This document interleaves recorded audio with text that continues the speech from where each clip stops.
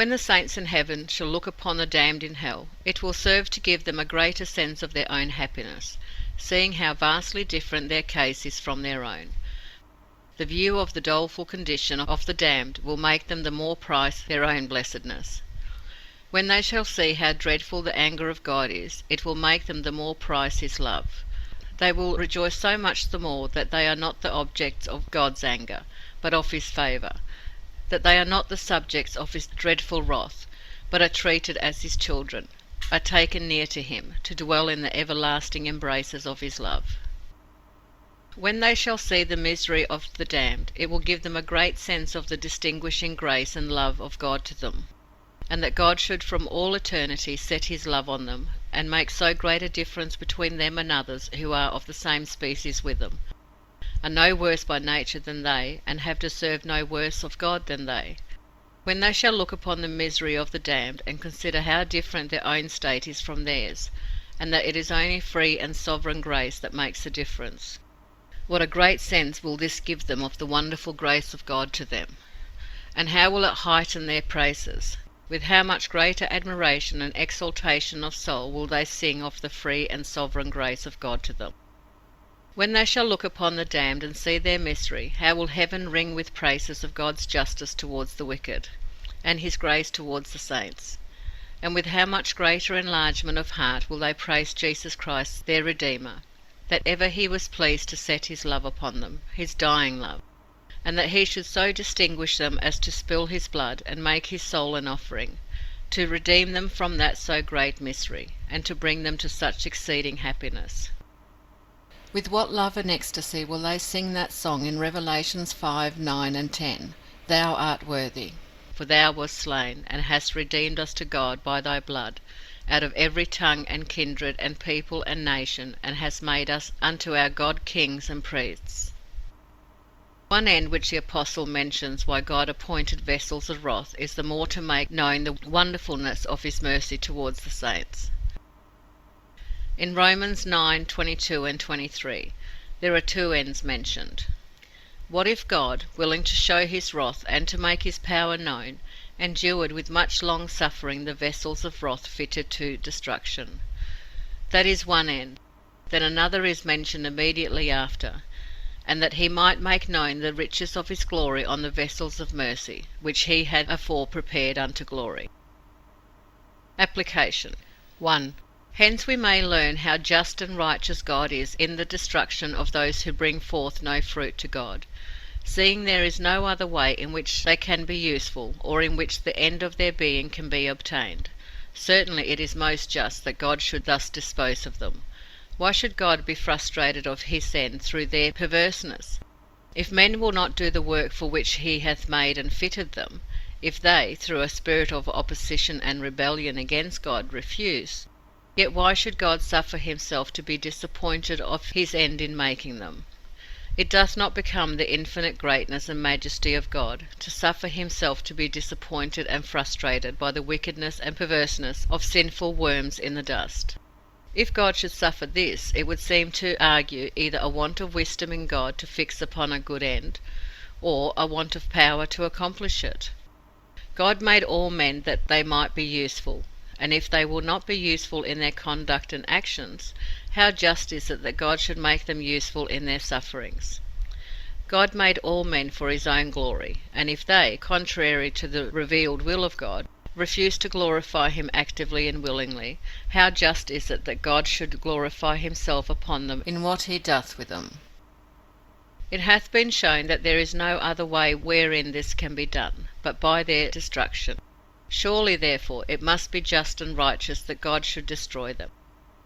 Men are under no natural necessity of being put to use of glorifying God in their sufferings. God gives them opportunity of glorifying him in doing, in bringing forth fruit, puts them under advantages for it, and uses many means to bring them to it. But if they will not be useful this way, it is very just that God should make them useful in the only remaining way in which they can be useful, viz., in their destruction. God is not forward to put them to this use. He tells us that he hath no pleasure in the death of the wicked, but that the wicked turn from his way and live. Ezekiel 33:11. God represents the destruction of sinners as a work to which he is backward, yet it is meet that they should be destroyed, rather than that they should be suffered to frustrate God of the end of their being. Who can blame the husbandman for cutting down and burning a barren tree, after he hath digged about it, and dunged it, and used all proper means to make it fruitful? Let those among us consider this, who have lived all their lives hitherto unprofitably, and never have brought forth any fruit to God's glory, notwithstanding all the means that have been used with them. Consider how just it would be if God should utterly destroy you, and glorify himself upon you in that way, and what a wonder of patience it is that God hath not done it before now. 2. This subject ought to put you upon examining yourselves, whether you be not wholly useless creatures. You have now heard that those who bring forth no fruit to God are, as to any good they do, wholly useless. Inquire, therefore, whether you have ever in your lives brought forth any fruit to God. Have you ever done anything from a gracious respect to God, or out of love to God? By only seeking your worldly interest, you do not bring forth fruit to God. It is not bringing forth fruit to God for you to come to public worship on the Sabbath, to pray in your families, and other such like things, merely in compliance with the general custom. It is not to bring forth fruit to God that you be sober, moral, and religious, only to be seen of men, or out of respect to your own credit and honour. How is that for God which is only for the sake of custom or the esteem of men? It is not to bring forth fruit to God, for men to pray and read and hear, and to be strict and diligent in religious and moral duties, merely from the fear of hell. What thanks are due to you for not loving your own misery, and for being willing to take some pains to escape burning in hell to all eternity. There is never a devil in hell but would gladly do the same. Hosea 10:1. Israel is an empty vine, he bringeth forth fruit unto himself. There is no fruit brought forth to God where there is nothing done in any wise from love to God, or from any true respect to him. God looketh at the heart. He doth not stand in need of our services, neither is he benefited by anything that we can do. He doth not receive anything of us because it benefits him, but only as a suitable testimony of our love and respect to him. This is the fruit that he seeks. Men themselves will not accept of those shows of friendship, which they think are hypocritical, and come not from the heart. How much less should God, who searcheth the hearts, and trieth the reins of the children of men. John 4:23. God is a spirit, and that they worship him must worship him in spirit and in truth. Inquire, therefore, whether you ever in your lives did the least thing out of love to God. Have you not done all for yourselves? Zechariah 7:5-6. When you fasted and mourned in the 5th and 7th month, even those 70 years, did you at all fast unto me, even unto me? And when you did eat, and when you did drink, did you not eat for yourselves, and drink for yourselves? 3. Another use of this subject may be of conviction and humiliation to those who never brought forth any fruit to God. If upon examination you find that you have never in all your lives done anything out of a true respect to God, then it hath been demonstrated that, as to anything which you do, you are altogether useless creatures.